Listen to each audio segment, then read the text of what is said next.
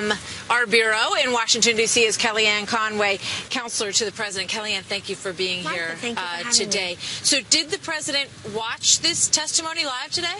So today at the White House was business as usual. The president hosted his usual array of meetings. He had the White House Infrastructure Summit. I and a couple other senior staffers accompanied him to the Faith and Freedom Conference, where he received multiple standing ovations for standing up for religious liberty, for even talking about the withdrawal from the Paris Accords. He's aware of the testimony. He had a lot of meetings this morning with his national security team, Secretaries Mattis and Tillerson, General McMaster. Also attended a couple of private policy meetings. So he, of course, every single day is doing something at that White House to move his agenda forward. And today was no different. I do want to make the case to everyone that whereas Washington said it was just going to shut down, literally people took the day off from work to watch this, the president did not. He worked for the American people. On infrastructure, he has committed at least $200 million and probably upwards of $1 trillion for these public-private partnerships to restore our crumbling bridges and roads, and also to make a more modern, better run, more accessible, less hassle, more hassle-free, I should say, airline system, that people will spend less time on the tarmac, will have a safer, more sure system. That affects all travelers, and in fact, that's a nonpartisan issue. It would be great to have some bipartisan support on things like infrastructure. So, just to get back to his reaction to all of this, though, and I understand that business went ahead as usual. He had a lot of meetings today, and he wants very much to keep the agenda moving forward, is doing everything they can to do that. Nonetheless, this testimony was significant today. What was his response to the things that he did hear from it, or the pieces of it that he did see? Well, at the White House, we've been referring everyone, Martha, to his private lawyer, Mark Kasowitz. And today, I'm happy to report, I can actually refer you to Mark Kasowitz, the president's private lawyer's statement. And you ran some of it then. Yeah. I really would tell the public, if you want to see the full statement from Mark Kasowitz, go ahead and pull it up. It's on, I'm sure you can access it publicly, if not through the White House website. And it's an important statement because it reflects, the president's opinion reflects his lawyer's characterization of this particular testimony. But I think it's important because, you know, if this were like a classic legal case, you'd have one side go and then the other side go. That's not how congressional testimony works.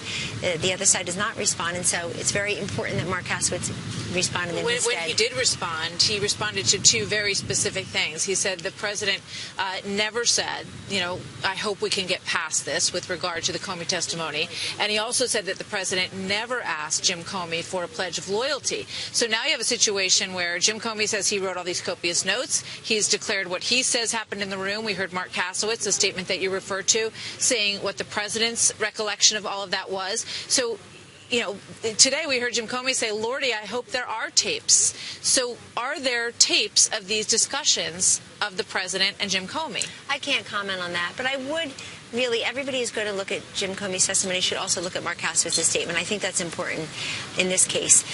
The other thing I would just mention is that why can't you comment on whether or not there are tapes? Because I can't comment. I work in the White House. But if there are no tapes, then wouldn't you just say there are no tapes? I can't comment on that. And actually, the president himself has said he won't comment any further on that.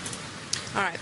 In terms of the agenda, you know, given everything that's going on with this testimony that we saw today, what's the White House's plan in terms of, you know, the next few weeks? Because obviously you'd love to head into the 4th of July with other things to point to and say, you know, we're getting somewhere in health care in the Senate. Yes. What's your plan for the next few weeks? Sure. Thanks for asking, Martha, because, you know, my main grievance is not just biased media coverage. I think that's easy for Americans to see when they want to find it.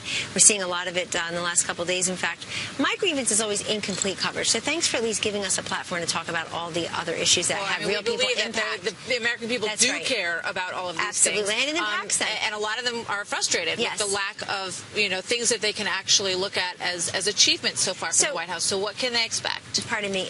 So yesterday the president went to Cincinnati, Ohio, and he had around him people who are actual victims of Obamacare, reminding us why it's so important to get rid of this plan that did not help all Americans. It said it would help. And you see those Obamacare victims, you realize the importance of having increased quality, increased access, lower prices.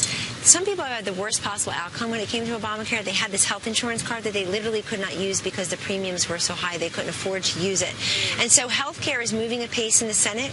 Leader McConnell and his team feel very confident that they will be able to get a vote sometime soon, and that package is moving forward. Sometime soon, meaning I know he met with leadership the other day at the White House, so sometime over the course of the summer you expect legislation. Could be the summer before the August recess. But, you know, we've been living with Obamacare for a very long time, 7 years, and it takes a long time to turn a sinking battleship. But that aside, this is still Infrastructure and Jobs Month, so the president will continue to go on the road and take his case directly to the people, continue to announce special projects. Just today, he met with governors, municipal leaders like mayors, and also tribal leaders, trying to institute this public-private partnership for infrastructure. Why? Because if you just move the money from the federal government to the state government, you're just moving the funding source. What he's trying to do is spur that innovation and that investment closer to home, so that, say, just hypothetically, the federal government provides 20% of the funding. You're encouraging to get the other 80% through that private piece, and you're encouraging those mayors and those governors and those tribal leaders, Martha, who are closer to those who will invest the money, who will create the jobs, who will execute and complete the projects. It's very exciting, actually. This was called stimulus under President Obama. A fraction, I've read, 10% of the money actually made it to infrastructure. The rest just goes in these big black hole programs in Washington, D.C. that don't really fix those roads and bridges, don't build things. We don't build things anymore. And he and Secretary Elaine Chao tomorrow, Secretary of Transportation Elaine Chao tomorrow, will have a big roads and rails recovery infrastructure announcement at the Department of Transportation. People should really tune in to listen to that because it affects every single person in this country as they try to move from point A to point B in a more seamless, safer way. Before I let you go, the president said today that he's under siege. What has he told all of you at the White House in terms of how to deal with what is simply not going away anytime soon? Well, we're dealing with the agenda. I mean, I'm just one person there, and I was in 6 different policy meetings today, including a few with him and a few with the vice president. So we're just plodding forward, and in addition, the other items are the budget, spending, and certainly tax reform. You've heard Secretaries Mnuchin and Ross and Director Cohn. They've put the principles out there. By law, the Senate has to score through the CBO. It's planned before you go forward, the health care plan before you go forward, tax plan this calendar year, possibly after the August recess. I don't think the calendar is as important as the principles that are laid out. And so we as a nation, much an inspirational message from him to you guys, but just keep on your work. But he knows we don't need inspiration because nobody there is what the reports say we are, which is downtrodden, staff shakeup. Where is that? We've been hearing this for 4.5 months. It's completely ridiculous. The president continues to move forward with his team every single day on behalf of the American people I know are watching. And very importantly, everybody who is supposed to be allegedly in the doghouse still works in the White House. And I want everybody to really focus on that. Including Jeff Sessions, who I hear is not going anywhere anytime soon, and the president has confidence in people who work for him. And it's very simple, just as everybody around here assumes that their bosses have confidence in them because they're working here. But I also just wanted to mention that we as a country every year spend about 7 billion hours and $250 billion complying with the tax code. That just has to stop. We have to simplify it and modernize it and make it fair to small business owners and unleash that investment. He's also doing a lot on energy. So it's just a very exciting time if people would focus beyond the silly, unfounded gossip and who's testifying on which day and really focus on the real people impact. KellyAnn, thank you for coming up to the rooftop with us. Good to see you tonight. Have a good night. Thank you.